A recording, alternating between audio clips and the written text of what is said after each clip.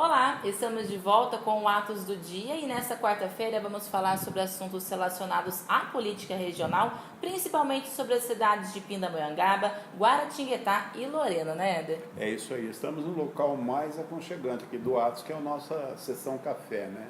De onde recebemos as pessoas, compartilhamos informações e agora o boletim para que você fique bem informado. Exatamente. Vamos começar sobre a cidade de Guará, porque nas rodas políticas, um dos assuntos mais comentados é a recomendação do Ministério Público de exoneração de 2 secretários do prefeito Marcos Oliva, né, Éder? Na verdade, uma semana onde teve até um desligamento, né? Ontem houve até uma coletiva de imprensa para que o prefeito justificasse a exoneração do secretário de governo, o Luiz Carvalho, ele que estava à frente do plano diretor, articulando com as pessoas uma pesquisa para poder nortear o crescimento da cidade nos próximos 10 anos. Essa é a finalidade de um plano diretor. Quando surgiu isso, né, já fez 10 anos, agora é hora de fazer um novo plano diretor, que é filme repetido em quase todas as cidades. E o Luiz Carvalho vinha à frente disso, mas parece que uma outra proposta de emprego se tornou mais atrativa, então ele achou por bem se desligar da administração.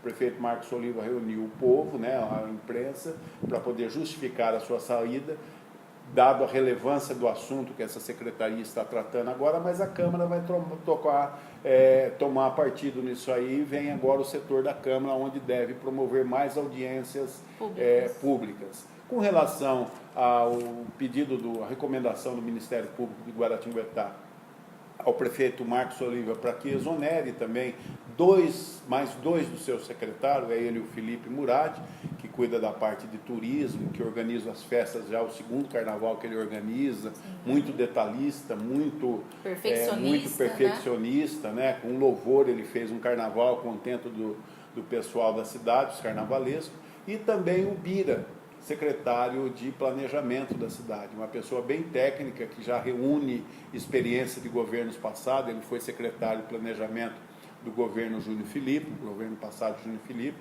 está agora na administração Marcos Oliva, e vem a pergunta: por que pedir exoneração desses 2 secretários? Sim. A resposta é muito simples. No entendimento do Ministério Público, eles não percebem salários da prefeitura, portanto, eles optaram em receber os salários dos seus empregos que acumula junto com a prefeitura.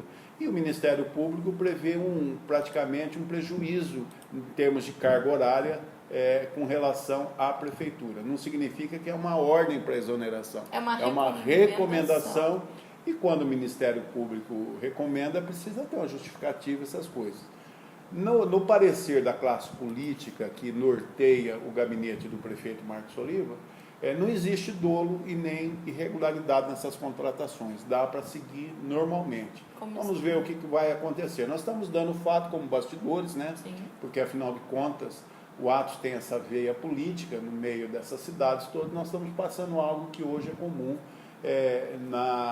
nas rodas e nos cafezinhos políticos. Só para se ter uma ideia, a política de Guaratinguetá é tão efervescente que hoje o prefeito Marcos Oliva entregou 2 creches novas no centro da cidade. Santa Clara e São Francisco. Isso. E, no entanto, a exoneração e a recomendação do Ministério Público para mais 2 secretários é o assunto que mais se comenta. Do que as próprias creches. Você vê, uma creche que vai abrigar aí crianças, que vai permitir às mães que trabalham deixar seus filhos próximo ao seu emprego, porque já que elas estão localizadas na região central da cidade, não deu tanta conversa pelas esquinas como a exoneração do secretário.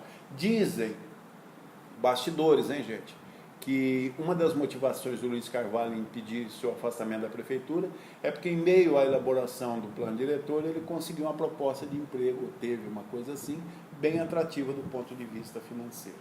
Vamos aguardar também e ver essa questão dessas possíveis exonerações, né, ou não, e se caso forem, né, se elas acontecerem, é claro que nas páginas do Jornal Atos virão matérias a respeito disso. Vamos dar um pulo em Pindamonhangaba, porque uma consulta popular apresenta resultados positivos relacionados à imagem do Legislativo e do Executivo, isso perante a população. E é praticamente um paradoxo perto daquilo que as redes sociais promovem numa cidade. Exato. Existem 2 leituras sendo feitas pela população de Pindamonhangaba. Uma é o que diz o mercado político, juntamente com a sua especulação política. Lembrando, só para esclarecimento, mercado político são todos aqueles que se interessam por política, estão ligados direto ou indiretamente deles. Sim. E a especulação política é aquele pessoal que consegue fazer uma autocrítica, talvez positiva, talvez negativa, de um certo governante, de um certo setor público. Então, bem diferente do que conta as redes sociais e a especulação política, uma consulta mostrou que a administração do prefeito Israel Domingues, ela apresentou uma certa alta no que diz respeito à parte social da administração e também da educação. A educação está em alta, o prefeito tem pontuado algumas situações, alguns avanços que têm agradado a população. E com relação à Câmara Municipal, também bem diferente do que imagina a especulação política, a Câmara saiu muito bem na fita, ou melhor, na opinião pública, com relação à questão econômica. A Câmara mostrou para a população e conseguiu um crédito de que ela é uma Câmara que preserva o erário público, dado as devoluções. Só nessa legislatura, por exemplo, o ex-presidente, o vereador Carlos de Moura, popular Magrão, ele praticamente fez uma economia de quase 14 milhões de reais, né? Do duodécimo, daquela parte que no ano todo o prefeito praticamente vai passando o duodécimo, que é direito da Câmara, é até 6% do orçamento da cidade. Então, dado o orçamento de Guaratinguetá, de Pindamonhangaba ser muito alto, então é uma soma expressiva. É proporcional, né? O Magrão, o que ele fez? Ele economizou. É bem verdade que segura esse dinheiro todo na Câmara, o prefeito não tem dotação orçamentária para investir quando ele é retornado aos cofres públicos, né? Então, o dinheiro que saiu mensalmente retorna as suas sobras sem a dotação orçamentária. Seria interessante também a Câmara devolver a dotação orçamentária. Tipo o seguinte, nós não precisamos de 6%, poderia ser 3%, porque gastou quase que apenas a metade daquilo que a Câmara recebeu. Então, com essas e outras, a Câmara está bem do lado econômico, hoje presidida pelo vereador Felipe César, que cumpre o seu 4º mandato de presidente, né? Uma pessoa bastante experiente em legislativo, com certeza vai ter outra economia dessa monta, né? E com relação à administração pública, é claro que a população reclama de manutenção de ruas, pontes, essas coisas todas, né? Porque a cidade cresceu muito, mas, por outro lado, a população somou positivamente na visão de uma prefeitura que cuida do social e também da educação. Só lembrando, essa pesquisa consultiva, que é mais uma consulta popular, é para dar direcionamento a alguns setores da prefeitura que pretende fazer algo mediante a população. Não se trata de uma pesquisa política, mas que acabou medindo aí a cotação do prefeito. Parece que também o índice de aceitação do governo Israel Domingues vem com outros números agora a partir do 1º trimestre, né? Vai haver uma soma geral do que pensa a sociedade, a população como um todo, da administração do prefeito Israel Domingues. Nós vamos aguardar e vamos estar aqui com certeza para dar as pinceladas. Claro, e já que o assunto é Câmara, é Prefeitura, essa questão política com a participação popular, a gente vai fechar o programa dessa quarta-feira falando sobre a cidade de Lorena, que pode retomar então a discussão do projeto da Zona Azul, esse projeto que foi rejeitado em 2017. Essa discussão é então para esse 1º semestre. Por conta de um voto, Lorena já não tem o seu estacionamento regulamentado, estacionamento rotativo, né? Que é o nome técnico da Zona Azul, conhecida como Zona Azul, já em operacionalidade. Na época ficou praticamente um cenário empatado na Câmara, na primeira tentativa do prefeito Fábio Marcondes em aprovar esse projeto no Legislativo, de maneira que agora, nesse 1º semestre, é possível que o prefeito retome com esse projeto na Câmara e com uma conversa com os vereadores, né, um entendimento no sentido de aprovar como uma forma de benefício.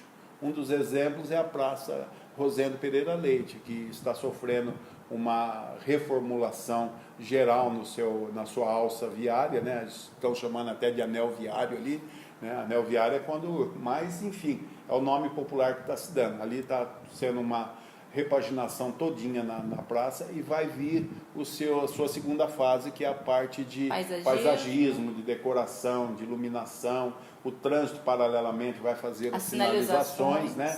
E é onde entra o quesito Zona Azul, porque hoje está impossível estacionar na praça, por conta do Hospital Unimed, que fechou seu estacionamento antigo, obrigando seus funcionários, também os médicos que ali atendem, mais os pacientes estacionarem no entorno da praça. Então, por conta desse congestionamento de estacionamento num pedaço tão pequeno da cidade, mas que o município todo passa ali, né?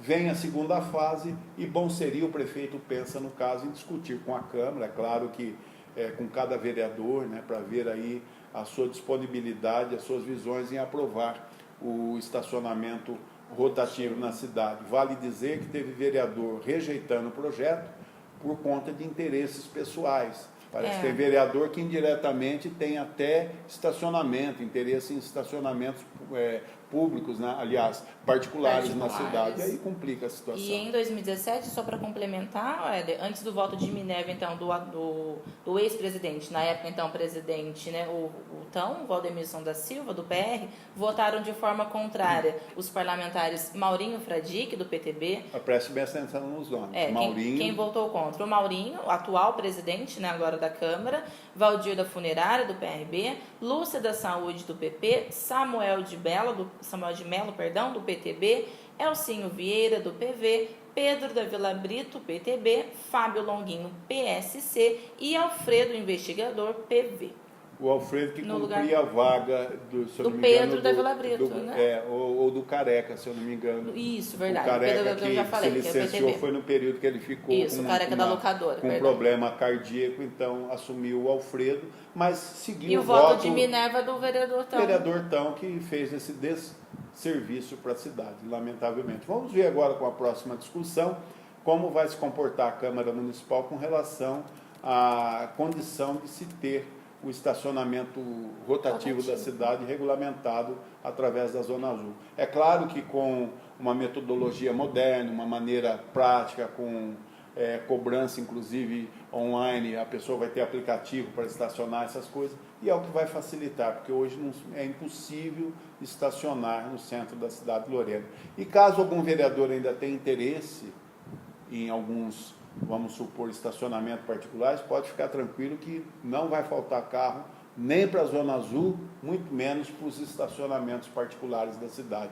Seria bom o vereador ter essa leitura, né? Porque senão a gente vai ter que falar muito mais coisa do que isso, que é isso por momento. E quem anda ali pelo centro da cidade percebe a dificuldade em sabe estacionar. avaliar o que estamos falando. No momento, isso aí. Bom, ficamos por aqui então, né? Nessa quarta-feira. Amanhã tem mais, né? Com certeza. Essas notícias e outras também você acompanha e confere no nosso portal de notícias, jornalatos.net e, é claro, nas nossas redes sociais. E lembrando que da meio-dia a 1, nós temos Atos no Rádio, agora pela Transamérica também. 102.3. Até lá. Até mais.